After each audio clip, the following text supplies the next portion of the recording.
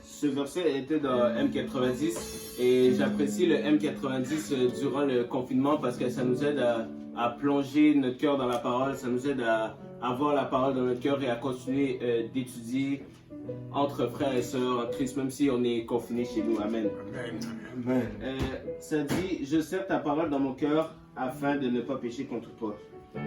Pendant le confinement, on a eu l'opportunité de serrer la parole dans notre cœur. Et puis, quand le confinement va finir, il faut qu'on continue à serrer la parole dans notre cœur. Il faut qu'on continue à étudier la parole comme on a fait durant le confinement. Quand le confinement va finir, il y aura beaucoup de distractions. On va retourner à nos emplois, on va voir d'autres gens, on va être dehors, on va s'amuser. Mais il ne faut pas oublier le temps du confinement qu'on a eu pour étudier la parole de Dieu. Et il faut qu'on continue dans cette voie d'étudier la parole de Dieu et continuer à persévérer dans la parole de Dieu et dans les voies de Dieu. On va aussi aller dans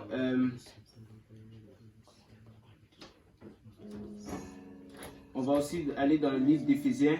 Dans Éphésiens 5, verset 15, ça dit « Prenez donc garde de vous conduire avec circonspection, non comme des insensés, mais comme des sages. » Encore une fois, il faut qu'on continue à être sage. Il faut qu'on continue à marcher droitement devant le Seigneur, car c'est comme ça qu'il va guider notre chemin pendant le confinement et après le confinement. Il nous a gardés pendant le confinement, il va aussi nous garder après le confinement, parce qu'il est le même hier, aujourd'hui et éternellement. Adorons le Seigneur tous ensemble aujourd'hui et qu'on puisse garder le Seigneur dans notre cœur, qu'on puisse continuer à marcher dans les voies du Seigneur. Amen. Amen. Que le Seigneur vous bénisse.